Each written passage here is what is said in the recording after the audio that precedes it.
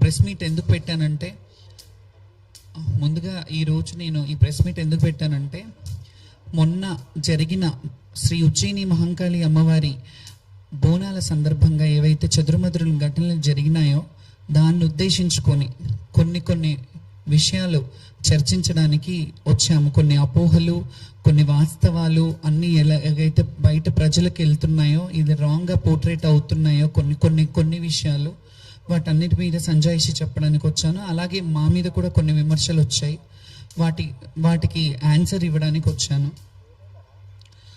ముందుగా first starting ఏంటంటే, బోనాల పండుగ సందర్భంగా మేము బోనాలు తీసుకెళ్ళడం జరిగింది. మాకు కొన్ని టైమింగ్స్ పెట్టి కొన్ని ఏర్పాట్లు చేసిన సంగతి మీ అందరికీ తెలిసిందే. ముందు మీటింగ్స్కి ఇన్వైట్ చేసి మమ్మల్ని రమ్మన్న సంగతి తెలిసిందే. సో మేము వెళ్ళాము, అక్కడికి టైంకే వెళ్ళాము. టైంకి అంటే 1 to 3 ఇచ్చారు. నేను చెప్పాను ఒక్క పొద్దులతో ఉంటాం, కొంచెం టైం ఇవ్వండి అంటే సరే అని 1 o'clockకి రమ్మన్నారు. దూరం నుంచి వచ్చే వాళ్ళు కూడా ఉంటారంటే 1 గంట నుంచి 3 గంటల వరకు అని చెప్పారు. 1 గంట నుంచి 3 గంటల కంటే సరే అని నేను 1 గంటకి స్టార్ట్ అవ్వబోతుంటే, స్టార్ట్ అయ్యే ముందు కొంచెం నోడల్ ఆఫీసర్ని వేశారు దానికి స్పెషల్గా. సో నోడల్ ఆఫీసర్ గారు, మీరు ఇప్పుడు రాకండి, సీఎం గారు వచ్చారు, మళ్ళీ డిస్టర్బెన్స్ అవుతుంది, అందరికీ డిస్టర్బెన్స్ అవుతుంది, మీరు కొంచెం ఆగిరండి అన్నారు. ఆగిరండి అన్నప్పుడు మేము 2 గంటలకి 2:30 అయింది, ఆల్మోస్ట్ 2:30 వరకు మేము 2 గంటలకి స్టార్ట్ చేశాను. అక్కడ నుండి విపరీతమైన జనాలు, వేలాది మంది భక్తులు, జనాలు, మమ్మల్ని బోనాలు చూడడానికి వచ్చేవాళ్ళు, వీళ్ళందరూ ఉంటారు కాబట్టి మేము ఆ టైంకి సరే, సీఎం గారు వచ్చినప్పుడు ఆయన రాష్ట్రానికి అధినేత, చీఫ్ మినిస్టర్ కాబట్టి ఆయనకు ఆ రైట్ ఉంటుంది కాబట్టి ఆయన వచ్చిన టైం ఆగమన్నప్పుడు ఆగాము, సమంజసమే. కానీ మేము ఆగినప్పుడు మేము మళ్ళీ వాళ్ళు వెళ్ళిపోయాక మమ్మల్ని ఏ టైంకి అయితే రమ్మన్నారో ఆ టైంకే వచ్చాము. ఆ టైంకి తర్వాత కూడా మరి ఒక పోలీస్ ఆఫీసర్ని ఎస్ఐని పెట్టారు. ఆ ఎస్ఐ త్రూగా మేము వస్తున్నాము. బయట మావురాల పెద్దమ్మ టెంపుల్ దగ్గర నుంచి మొదలుకొని అన్నీ మీరందరూ చూశారు సోషల్ మీడియాలలో, కొన్ని ఛానళ్ళల్లో కూడా మీరు చూసిందే. వేలాది మంది జనం మధ్యలో నేను బోనం తీసుకొని వచ్చాను. బ్యారికేడింగ్ చేశారు, చాలా బ్యారికేడింగ్స్. ఎన్ని బ్యారికేడింగ్ అంటే మీ అందరికీ తెలుసు, దాదాపు 7-8 బ్యారికేడ్స్ ఒకటే లైన్లో. మేము ఎప్పుడు ఆడుకుంటూ వచ్చే లైన్ అది. ఆ ఒకటే లైన్లో చాలా బ్యారికేడింగ్స్ పెట్టారు. మొదటి నుంచే స్టార్ట్ అయింది అది. ఫస్ట్నే రోప్ పెట్టారు, రోప్ పైకి లేపుతుంటే దాని మీద నుంచి ఇంకా మేము కింద నుంచి వచ్చాము. ఇవన్నీ పక్కన పెడితే మీడియాలో వస్తున్న media in the sense social మీడియాలో వస్తున్న అవాస్తవమైన మా మీద దుష్ప్రచారం ఏం జరుగుతుందంటే, శ్యామల బోనం పడిపోయింది అని చెప్పారు. ఇది శ్యామల బోనం పడిపోలేదు, ఎప్పుడు పడలేదు, అలా పడొద్దని కూడా భగవంతుని కోరుకుంటాను. ఎప్పటికీ ఆ అమ్మవారి శక్తిని ఇవ్వాలని కోరుకుంటాను. ముందుగా ఈ మాట అయితే క్లియర్ చేస్తున్నాను, నా బోనం పడిపోలేదు. అండ్ నేను ఎక్కడ చెప్పలేదు నా బోనం పడిపోయిందని. ఇది వాళ్ళే కొన్ని ఛానళ్ళల్లో, కొన్ని యూట్యూబ్ ఛానల్స్లలో కావచ్చు, సోషల్ సైట్స్లలో కావచ్చు, సోషల్ ప్లాట్ఫామ్స్లో కావచ్చు, వాళ్ళే ఇట్లా బోనం పడిపోయింది, అట్లా జరిగింది, ఇట్లా జరిగిందని చెప్పారు. నా బోనం ఎక్కడా పడలేదు. కాకపోతే ఎప్పుడు వచ్చే విధంగా మాత్రం రాలేదు. ఆటపాటలతో, దప్పు వాయిద్యాలతో అట్లా వస్తుంటే చాలా బ్యారికేడ్స్, అంటే ఒక దగ్గర వదిలేరు, మళ్ళీ ఇంకో దగ్గరకు వచ్చేసరికి ఇంకో బ్యారికేడ్. మీరు చెప్పినట్టు మాతో 5 మందిని పంపిస్తానంటే అది కూడా పంపించలేదు. ఒకరిద్దరినే లాస్ట్ వరకు, ఒకరినో ఇద్దరినో పంపించారు. ఒడిబియ్యం మిస్ అయిపోయాం మేము అక్కడే, ఒడిబియ్యం కూడా వెనక్కి అయిపోయినాయి. సరే ఇవన్నీ అయ్యాయి, సంతోషంగా వాయిద్యాలను పెడతానన్నారు. ఇదంతా తర్వాత చెప్తాను. ఫస్ట్ బోనం పడిపోయిందా లేదా అనే క్లారిటీ ఇస్తా. బోనం పడలేదు. ఇప్పటి వరకు అయితే నా ఇన్నేళ్ల చరిత్రలో, ఇన్నేళ్ళు నేను బోనాలు ఎత్తుతున్నాను, ఎప్పుడు పడలేదు. సో ఈసారి కూడా పడలేదు. కాబట్టి నా ఫ్యాన్స్కి, నన్ను నమ్ముకునే భక్తులకి, వీళ్ళందరికీ నేను ఈ విషయంగా మీకు చెప్తున్నాను. ఈ ప్లాట్ఫామ్ విధంగా ఆ వీడియోస్ కూడా పెడతాను, నేను నా ఇన్స్టాగ్రామ్లో పెడతాను. నేను వెళ్ళి బోనం ఎక్కించేది. కాకపోతే అసంతృప్తితో వెళ్ళిన మాట వాస్తవమే. ఎందుకంటే ఎప్పుడు ఆనందంగా ఆటపాటలతో, మీ అందరికీ తెలుసు, గత వీడియోలు చూస్తే వాయిద్యాల నడుమ, డప్పు సప్పుళ్ళ నడుమ అమ్మవారి పూనకంతో వెళ్ళే వాళ్ళము. ఎక్కడికక్కడ నిర్బంధనం, మెల్లిగా అంటే ఇది ఒక టార్గెటెడ్ విషయంలాగా జరిగినట్టు అనిపించింది నాకు. ఎందుకంటే ఇందులో జరిగిన తప్పిదం ఏంటంటే, మాకు యాక్చువల్లీ పోలీస్ డిపార్ట్మెంట్ నుంచి ముందుగా ఒకరోజు ముందు కాల్ చేశారు. వెళ్ళాం, మీటింగ్కి రమ్మనంటే వెళ్ళాం. వెళ్ళి వాళ్ళు చెప్పిన టైమింగే, మీరు లక్షలాది మంది వస్తారు, ఈ లక్షలాది మందికి ఇబ్బంది కావద్దంటే మీరు ఈ టైంలో రండమ్మా, మీకు ఏ ఇబ్బంది ఉండదు, మిమ్మల్ని సాఫీగా పంపిస్తాము. మోర్ ఓవర్ అందులో ఇంకో మాట చెప్పింది ఏంటంటే, హామీ ఇచ్చింది, ఇది కూడా వీడియోలు ఉన్నాయి, నేను పెడతాను ఇవి. వాళ్ళు ఏం హామీ ఇచ్చారంటే, బ్యారికేడింగ్ పోలీస్ స్టేషన్ ఎక్కడి వరకు ఉందో అక్కడి వరకు మీ వాయిద్యాలతో రండి, అక్కడి నుంచి లోపల వరకు మేము పెడతాము. కల్చరల్ డిపార్ట్మెంట్ నుంచి మేము కల్చరల్ టీమ్ని పెడతాము, ఆ వాయిద్యాలతో మీరు వెళ్దురు కానీ ఎవరు వచ్చినా మీకు ఘన స్వాగతం పలుకుతామనే మాట చెప్పారు. ఆ ప్రపోజల్ మేమే అంతకుముందు ఉన్నప్పటి నుంచే పెట్టాము. గతంలో మంచిగా జరిగింది, మంచిగా జరిగినప్పుడు మంచిదని చెప్పాము, బాగాలేనప్పుడు బాగాలేదని చెప్తాము. మంచిగా జరిగినా బాగాలేకపోయినా ఎలాగైనా సర్దుకోవాలనే విషయం మీ తత్వం మాకు బోధపడలేదు, ఎలా సర్దుకోవాలి. ఎందుకంటే లక్షలాది మంది వచ్చే భక్తుల్లో మేము ఎన్నో సంవత్సరాలుగా మా జీవితాన్ని అమ్మవారికి అంకితం చేసి, మా జీవితంలో ఎన్ని ఒడిదుడుకులున్నా, ఎన్ని కష్ట నష్టాలున్నా, ఏ బాధలున్నా, ఎండ వాననక ఏది ఉన్నా, ఏది వచ్చినా, ఎలాంటి అవాక్కులు చెవాక్కులు వచ్చినా ఖచ్చితంగా సంవత్సరం అంతా ఆషాఢ మాసం ఎప్పుడు వస్తుంది, అమ్మకు బోనం ఎప్పుడు పెట్టాలి, మేము ఎప్పుడు వెళ్ళాలి, మేము ఎప్పుడు అలంకరించుకొని అమ్మకు కనపడాలి. ఎందుకంటే అలంకార ప్రియురం మేము, మా జీవితాలే అమ్మవారి సేవకు అంకితమైన వాళ్ళము. ఈ అలంకార ప్రియులం అనే ఇదిని మేము అమ్మవారిని ఆవహించుకొని అలా అలంకరయ్యి చక్కగా అమ్మవారికి మమ్మల్ని చూసి సంతోషిస్తుందేమో, అమ్మ మమ్మల్ని, ఆ బిడ్డలు వచ్చారు, నా బిడ్డలు చక్కగా వచ్చారు. ఎప్పుడైనా ఒక తల్లికి బిడ్డను చూసినప్పుడు వాళ్ళు చక్కగా ఉన్నారు, వాళ్ళు మంచిగా ఉన్నారంటేనే, వాళ్ళు హెల్త్గా వెల్త్గా అన్ని విధాలుగా బాగున్నారంటేనే అమ్మకు ఆనందం. అట్లాగే మేము అమ్మ బిడ్డలం కదా, మా తల్లిదండ్రులు అది ఉన్నా జీవితంలో వివక్షతకు గురైన జీవితాలు మావి. ఎవరికీ తెలియదు మా లొసుగులు ఏముంటాయి, మా మంచి చెడ్డలు ఏముంటాయి, మేము ఎలా అనుభవిస్తుంటాం, మా జీవన విధానం ఏంటి, మా జీవన శైలి ఏంటి ఎవరికి తెలియదు. మేము అలంకారం చేసుకొని వస్తాం, వాళ్ళకేంటి అన్నట్టు ఉంటారు. కానీ మేము కూడా ఎవరి ముందు అలా ప్రొజెక్ట్ చేయొద్దు అనుకుంటాం. ఎలా అంటే, మాకేదో సింపతి చూపించాలి, ఎవరో వచ్చి సింపతి చూపించాలని ఏ రోజు ఆలోచించాం. మేము స్ట్రాంగ్గా, మా హక్కు, మా రైట్ ఇది. బోనాల కల్చర్ని రిప్రజెంట్ చేయడం మా హక్కు. బోనాల పండుగని ముందుకు భావితరాలకు చూపించాలి. ఈ కల్చరల్గా హిందుత్వంలో ఉన్న ఈ బోనాల పండుగ ఏదైతే ఉందో, బడుగు బలహీన వర్గ బిడ్డలు ఏదైతే చేసుకుంటున్న పండుగ ఉందో, ఈ పండుగని మేము చూపించడానికి ముందు భావితరాలకు చూపించాలి. ఇలా ఉంటాయి దేవాలయాలకు కట్టుబడి, మేము దేవాలయాలకి ఎలాగైతే మేము కట్టుబాట్లు ఉండి కొన్ని దేవాలయాలని ప్రమోట్ చేస్తున్నాము, అవన్నీ గతంలో చూసినట్టయితే ఇన్ని వేల లక్షల మంది వచ్చేవాళ్ళు కాదు కదా. కొంతవరకు జనాలు వచ్చేవారు, జాతర అంటే జాతరలా జరిగేది. మేము ఎంతమంది 2004 పేపర్ కటింగ్స్ కూడా చూపిస్తాను.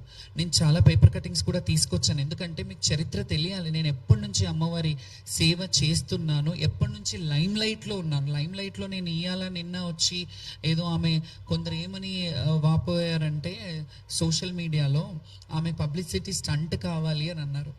పబ్లిసిటీ స్టంట్ కావాలంటే ఈ ప్లాట్ఫామ్ అక్కర్లేదు. నేను 2011లో వీరంగం అనే సినిమా చేశాను. నేను అందులో హీరోయిన్ని. అందులో జోగిని వ్యవస్థ గురించి నేను పెట్టాను. నాకు లైమ్ లైట్ కొత్త ఏం కాదు, నేను పుట్టి బుద్ధిరిగినప్పటి నుంచి లైమ్ లైట్లోనే ఉన్నాను. నేను పుట్టి మా తల్లి ఒళ్ళో ఉన్నంత వరకు మా తల్లి లైమ్ లైట్లో ఉన్నాను. మా తల్లికి నేను ఫెమిలియర్. తర్వాత నేను ఊహ వచ్చినప్పటి నుంచి ప్రజలకు ఫెమిలియర్, జనాలకు ఫెమిలియర్. నేను ఇట్లా ఫెమిలియర్ పిచ్చి కానీ ఇంకేదో సోషల్ స్టంట్స్ చేయాలంటే నాకు చాలా వేస్ ఉన్నాయి. నేను అవి ఎంచుకోలేదు ఎప్పుడు. నన్ను నేను తగ్గించుకొని, నన్ను నేను అంటే అనుభవము వయసు అనేది కూడా అంటారు కదా, అది వచ్చిన కొద్దికి నన్ను నేను చాలా కంట్రోల్డ్గా, స్టేబుల్గా నన్ను నేను ప్రదర్శిస్తాను ఎవరి ముందు అయినా. ఎందుకంటే గతంలో చూసినప్పుడు చిన్నతనంలో చాలా సందర్భాల్లో ఏడ్చేదాన్ని, ఇంటర్వ్యూలలో కూడా ఏడ్చేదాన్ని. చాలా స్ట్రాంగ్గా ఉండడానికి ప్రయత్నిస్తాను, ఉంటున్నాను కూడా. ఎందుకంటే మనం చూసి 10 మంది నేర్చుకుంటారు అనే దాన్ని బట్టి. సో దీంట్లో ఓవరాల్గా ఇవన్నీ చెప్పడం కంటే, ఆ పోలీస్ డిపార్ట్మెంట్ వాళ్ళు పిలిపించి మమ్మల్ని మీరు ఈ టైంకి రమ్మన్నారు, ఆ టైంకి ఎస్ఐని పెట్టారు, వాళ్ళు కదా బాధ్యత వహించాలి. పోలీసుల మీద మేము ఇట్లా ఎందుకు చేశారు, మీరు ఇది కరెక్ట్ కాదు కదా అని అన్నాము. నెక్స్ట్ డే బోనాలు పడిపోయిన వాళ్ళే, కొందరు బోనాలు పడిపోయినాయి అని చెప్పారు. ఇందులో ఓవరాల్గా మాకు ఇంకా మనసు నొచ్చుకున్న బాధ ఏంటంటే, కొంతమంది ఈ అపోహలు పెట్టి, కొంతమంది ఇవి ఏవైతే చేస్తున్నారో ఆ చర్యలు కావాలని చేస్తున్నారనే డౌట్ కూడా నాకు వస్తుంది. కొందరు మరి అది అధికారంలో ఉన్న వాళ్ళు చేస్తున్నారా, వేరే వాళ్ళు చేస్తున్నారా అనే డౌట్ నాకు కూడా వస్తుంది. మీకు ఎట్లా డౌట్ వస్తుందో నేను కూడా డౌట్ పడే హక్కు నాకుంది. ఎందుకంటే కొంతమంది జోగినీలను తీసుకొని కొన్ని సోషల్ మీడియాలు దుష్ప్రచారంలో చేతులు కడుక్కొని ఉన్నారు. ఎందుకంటే నేను స్పృహ తప్పిపోయాను, ఆమె స్పృహ తప్పిందంతా డ్రామా, యాక్టింగ్ చేస్తుందేమో, అట్లా ఇట్లా పడిపోయి మళ్ళీ లేచి మాట్లాడుతుంది అని అంటే, నేను అక్కడ చచ్చిపోలేదు, స్పృహ మాత్రమే తప్పాను. నాకు మంచినీళ్ళు తాగిపించారు, నాకు వాటర్ తాగిపించారు. యాక్చువల్లీ ఇంకొక విషయం చెప్తున్నాను, నేను ఈ క్వశ్చన్లన్నీ జనాలు తెలియాలని నేను ఈ ప్రెస్ మీట్ పెట్టాను. ఇవన్నీ చెప్తున్నారు కదా, నేను స్పృహ తప్పిపోయినాను కదా, నా డ్రామా అన్నప్పుడు అట్లీస్ట్ అక్కడ ఒక మెడికల్ క్యాంప్ ఉంటుంది కదా, మెడికల్ క్యాంప్ రావాలి కదా నాకు నీళ్ళు ఇవ్వడం. సరే పడిపోయాను, డ్రామా చేశాను, పక్కకి తీయడానికైనా రావాలి కదా, ఎవరైనా రావాలి కదా. పోలీసు వాళ్ళు బోనం, అక్కడ కొంతమంది శివశక్తులు వచ్చారు, మేము కూర్చున్న దగ్గర అక్కడ మామూలుగా వాపోతున్నాం, చాలామంది బోనాలు పడిపోయాయి. చాలామంది, మీ మీడియాకు కూడా తెలుసు, మీడియాను కూడా కొన్ని ప్లేసెస్లోకి ఎంటర్ అవ్వనివ్వలేదు. మీ అందరికీ తెలిసిన విషయంలో ఇంట్లో నన్ను ఒక్కదాన్ని అంటే అన్నారేమో, వీళ్ళందరూ డ్రామా చేస్తున్నారా? అక్కడ కింద పడిపోయిన వాళ్ళు, బోనం పడిపోయి ఏడుస్తున్న వాళ్ళు, వీళ్ళందరూ డ్రామాలు చేస్తున్నారా? ఫస్ట్ ఈ డ్రామా అనే మాట కూడా నేను చాలా తీవ్రంగా ఖండిస్తున్నాను. ఎవరైతే అన్నారో, కొన్ని యూట్యూబ్ ఛానల్లో ఎవరైతే పెట్టారో సోషల్ మీడియా వాళ్ళు జర్నలిస్టులు కాదు. మీరు జర్నలిజం చేశారా? మీరు జర్నలిస్ట్లా? మా వ్యక్తిగత బౌన్సర్లు ఎందుకు అనే ఒక క్వశ్చన్ రైజ్ చేశారు ఒక ఛానల్లో. ఆ ఛానల్ ఏదో కూడా నేను చెప్తాను, ఆ వ్యక్తులు ఎవరో కూడా చెప్తాను. ముందుగా నేను చెప్పే ముందు మీకు అర్థం కావాలని చెప్తున్నాను. అందులో బౌన్సర్లు ఎందుకు, ఈమెకు బౌన్సర్లు అవసరమా, అయినా శివశక్తులు జోగినీలకి బౌన్సర్లు అవసరమా అంటే అవసరమే. ఎందుకో చెప్పనా, లక్షలాది మంది మన్నలను, లక్షలాది మంది ప్రేమను సంపాదించుకున్న మేము, కొంతమంది చెడుగా ఉంటారు, కొందరు మంచిగా ఉంటారు. అందులో ఎక్కడ కూడా అపశృతి జరగొద్దు. మేము బోనాలు తీసుకెళ్లేటప్పుడు తెలియక కూడా అత్యుత్సాహంతో, అతి ప్రేమతో వాళ్ళు మా మీదికి పడి ఫోటోలు దిగాలని, ఫోటోల కోసం ఎగబడుతుంటారు. ఈ విషయం మీ అందరికీ తెలిసిందే, మీడియా వాళ్ళకి. ఎందుకంటే మిమ్మల్ని కూడా తోసేసిన సందర్భాలు ఉన్నారు. మీరు కూడా చాలామంది నా బోనానికి కింద పడ్డ సందర్భాలు చాలా ఉన్నాయి. సో ఆ బౌన్సర్లను పెట్టుకున్నారంటే, ఆ బోనం పడొద్దు, బోనం భంగం కావద్దు అని చెప్పి ఈ కల్చర్ని భ్రష్టు పట్టియొద్దు, కల్చర్ని రిప్రజెంటేషన్. నేను అమ్మకి 365 రోజులు మనకు అన్నం పెట్టే అమ్మకి మనం ఒక రోజు బోనం చేస్తున్నామంటే అది పవిత్రంగా తీసుకెళ్లాలని ఒక్క పొద్దుతో, ఉపవాసంతో మేము వెళ్ళి అమ్మవారికి నైవేద్యం, ఆటపాటలతో, డప్పు చప్పుళ్లతో ఇవన్నీ వెళ్ళి మేము ప్రజెంట్ చేయడం జరుగుతుంది. డబ్బులు గవర్నమెంట్ పెట్టట్లేదు, మా సొంత డబ్బులు. మేము అలంకరించుకునే అలంకారం మా సొంత డబ్బులు, మేము వేసుకునే పూలదండలు మా సొంత డబ్బులు, మేము పెట్టుకునే బౌన్సర్స్ కూడా మా సొంత డబ్బులతో, మా వ్యక్తిగత డబ్బులతో మేము ఖర్చు పెట్టుకుంటాం. ఎందుకంటే కల్చర్ని రిప్రజెంట్ చేయడం మాత్రమే మాకు తెలుసు. కల్చర్ని రిప్రజెంట్ చేయాలి, మేము బోనాలు తీసుకెళ్ళాలి, అమ్మని, తల్లిని చూడాలి. సంవత్సరం అంతా ఎదురు చూసే ఘట్టం ఏదైతే ఉంటుందో, ఆ సికింద్రాబాద్, ఉజ్జయిని మహంకాళి కావచ్చు, ఎల్లమ్మ, బల్కంపేట ఎల్లమ్మ కావచ్చు, ఏడుపాయల దుర్గమ్మ కావచ్చు, కొమరవెల్లి మల్లికార్జున స్వామి కావచ్చు, ఐలవేణి కావచ్చు, మేడారం సమ్మక్క సారక్క జాతర కావచ్చు, అక్కడ అన్ని వేలాది లక్షలాది మంది శివశక్తులు, భక్తులు అందరూ వెళ్ళడంలో, శివశక్తులు కొంత ప్రత్యేకమైన అలంకారాల్లో ఉండడంలో తప్పే ఉంది. మేము ఇట్లా రెడీ అవుతారు, ఒక ఆడవాళ్ళు ఒక వ్యక్తిగత ఇదిని, మీరు డ్రెస్సింగ్ని, లేకపోతే మేము రెడీ అయ్యే విధానాన్ని మీరు బయట వేరేగా పోర్ట్రేట్ చేస్తున్నప్పుడు మీకు కొంచెం కూడా సిగ్గు అనిపించట్లేదా? అట్లా ఒక వ్యక్తిని మీరు అంటే బట్టల దుస్తుల రూపంలో కానీ, లేకపోతే ఇంకా మా వేషధారణ రూపంలో డీగ్రేడ్ చేయడం కాదా ఇది? డిగ్రేడ్ చేయడం, మమ్మల్ని తక్కువ చేసి మీ హేళన చేయడం కాదా ఇది? మా వస్త్రధారణ మీద మీరు అట్లా హేళ చేయడం అదొకటి. ఇంకొకటి, అందులో కొంతమంది పోలీసుల హడావిడి జరిగింది, పోలీసుల గొడవలు జరిగినాయి. నెక్స్ట్ డే మమ్మల్ని పంపించేశారు. బోనము వేరే కొంతమంది జోగినీళ్ళు మేము అక్కడ కూర్చున్నప్పుడు వచ్చేసి గబగబల్ని ఏమైందో తెలియదు మాకు, మేము వచ్చేసినాము, వాళ్ళు కూర్చునేసరికి బోనం ఎక్కించాం. కొంచెమన్నా బుద్ధుంది మాట్లాడుతున్నారా మీరు?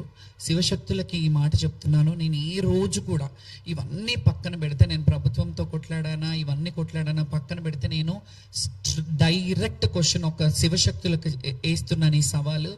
ఇన్ని రోజులు శివశక్తులకు మేము ఏదైతే చేస్తున్నామో, శివశక్తుల గురించి పోరాడుతున్నామో, ఏ రోజు నా గురించి పోరాడలేదు. నా గురించి ఒక్కదాని గురించి అయితే నాకు గ్రీన్ కార్పెట్ కాదు, 7 కలర్స్ ఆల్ కలర్స్ కార్పెట్లు వేసేస్తారు. నేను నా క్యాలిబర్ ఏంటో నాకు తెలుసు, కానీ నేను ఏ రోజు అలా అడగలే. మా శివశక్తులకు ఒక క్యూ లైన్ పెట్టండి, మా బోనాల వాళ్ళు ఇన్ని కిలోల బరువును ఎత్తుకొని ఉంటారు, మా బోనాలు ఎత్తుకునే శివశక్తులు బోనాల వాళ్ళు కానీ మహిళలు ఉంటారు, చిన్నపిల్లలతో వస్తుంటారు, చిన్నపిల్లల్ని బిడ్డలని చంటి బిడ్డలని ఇళ్లలో పెట్టి బోనం ఎత్తుకోవాలి, అమ్మకు ఆ రోజు బోనం చేయాలనే తపనతో చాలా వేలాది మంది భక్తులు వస్తుంటారు.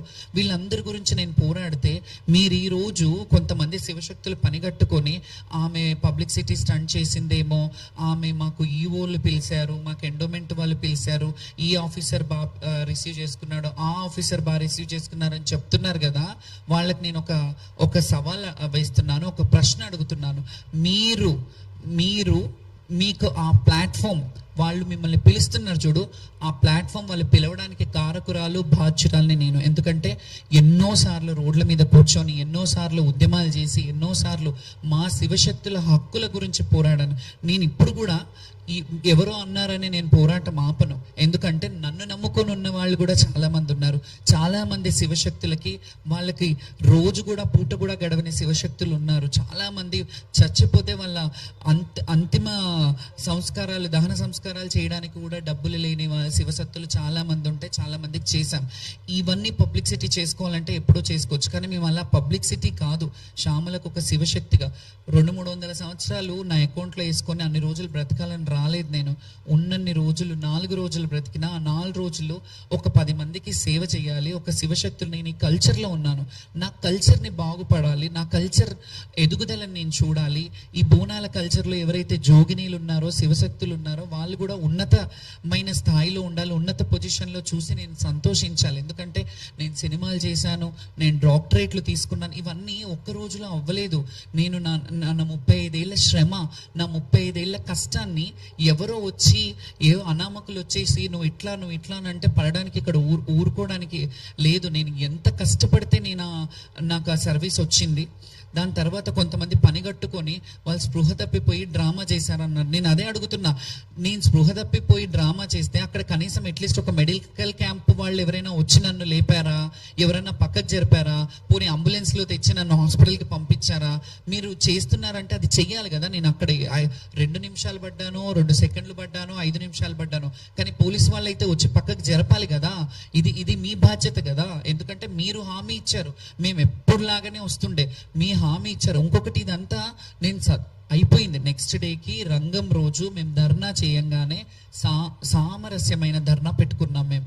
ఎందుకంటే రంగం జరుగుతున్న సమయంలో ఇబ్బంది పెట్టొద్దు అని మేము బయట నుంచి ప్రొటెస్ట్ చేశాం. ఆ ప్రొటెస్ట్కి పోలీసు వాళ్ళు, మంత్రి పొన్నం ప్రభాకర్ గారు, అలాగే శాసనసభ వర్యులు తలసాని శ్రీనివాస్ యాదవ్ గారు, వద్దమ్మా ఇట్లా చేయదు. ఇంకొకటి ఇందులో చెప్తాను, అమ్ముడు పోయారు మీరు అనే మాట కూడా కొందరు చెప్పారు. అది అమ్ముడు పోయినమని అంటే ఎలా అడిగారంటే, మేము బయట ధర్నా చేశాము, ధర్నా చేయంగానే వద్దు మీరు అలా చేయకండి, బాగుండదు, మీరు రండి మాట్లాడుతున్నారని ఒక రాష్ట్ర మంత్రివర్యులు, రాష్ట్రానికి సంబంధించిన మంత్రివర్యులు పిలిపిస్తే వాళ్ళని డిస్రెస్పెక్ట్ చేయాలా? నేను అక్కడే ఉండి, లేకపోతే వాళ్ళతో వెళ్ళి మాట్లాడి సంజయ్షికి వాళ్ళు అంటే మా సమస్యలు అడిగి పరిష్కరించాలని అని పిలిచినప్పుడు మేము మాట్లాడకుండా లేదు మీరే రండి అంటానా?